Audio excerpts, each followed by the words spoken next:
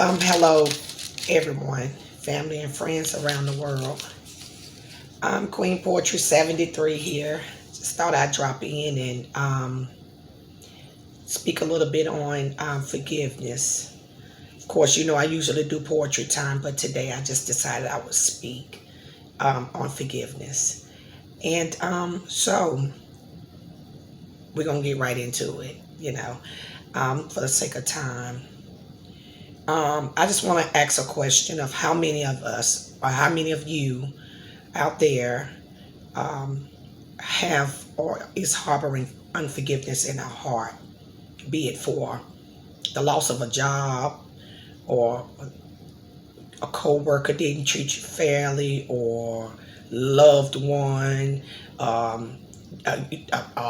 relationship, or it's some form of unforgiveness that you're carrying in your heart that is inhibiting you from moving forward or from going on with your life.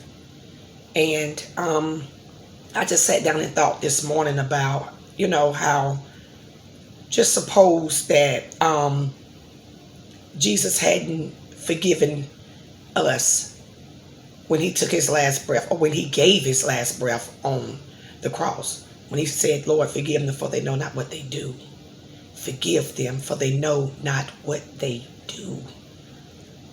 Forgiveness. Suppose Jesus didn't forgive Judas when he had betrayed him. When Judas pretty much betrayed him for the price of a field. Suppose he didn't forgive Peter when he denied him. Just think about those things. But we're quick not to forgive. We're quick not to, tell someone we're, sorry. But yet still we'll hold unforgiveness in our heart towards them. But what we don't realize, or what we fail to realize, is that when we harbor unforgiveness in our hearts, it causes you to be in bondage, to be in sin, to remain shackled to the person that you have not forgiven. Because at that point, they control you. Yes. So forgiveness is powerful. It unlocks you from the chains of being controlled by someone else or something. Okay, now, but know this. Don't mistake it and do not get it twisted. Know that just because you have forgiven someone does not allow them to come back into your life and sit in the same place that they had sat once before. No, no, no, no, no, no, no. You can love and love with a distance. But because you forgive them doesn't mean that they have access to you again. Total access. There has to be space and distance.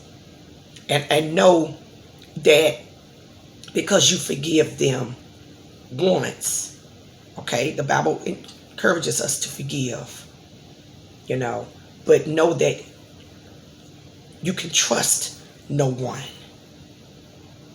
The Word of God tells us that not to trust man, because man only has but a breath. So if they've not earned your trust one time and then they're back, who's to say that they can't do that again? So therefore you have to keep your distance. Keep your distance between and within that space. That's what the Bible tells, because man only has but a breath. And that's in my opinion. But truly forgive. I encourage you to forgive.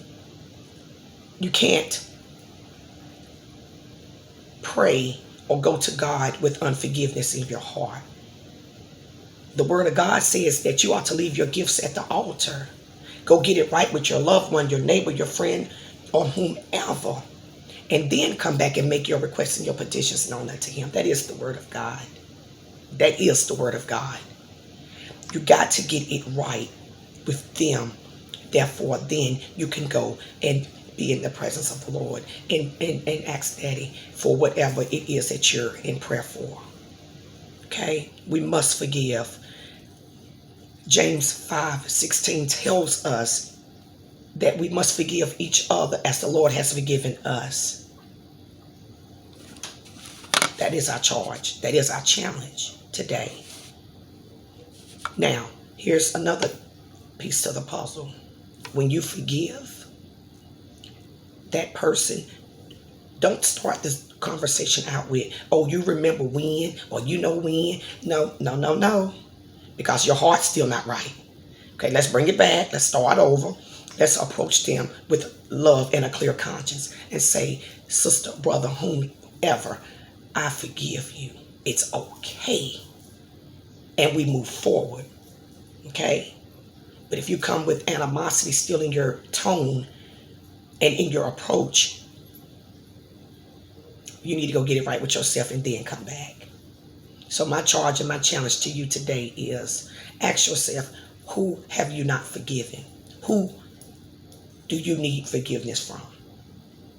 So that you can clear your heart, so that you can be unchained from the shackles of control and bondage. I love you all. I encourage you. I inspire you. Be uplifted. Be empowered. Walk upright. Self-love. Love yourself most of all. Also learn to live and to forgive. I am Queen Poetry 73. That is my time today. I want you all to have a blessed and safe day. And I will talk to you the next time. Peace. Love you.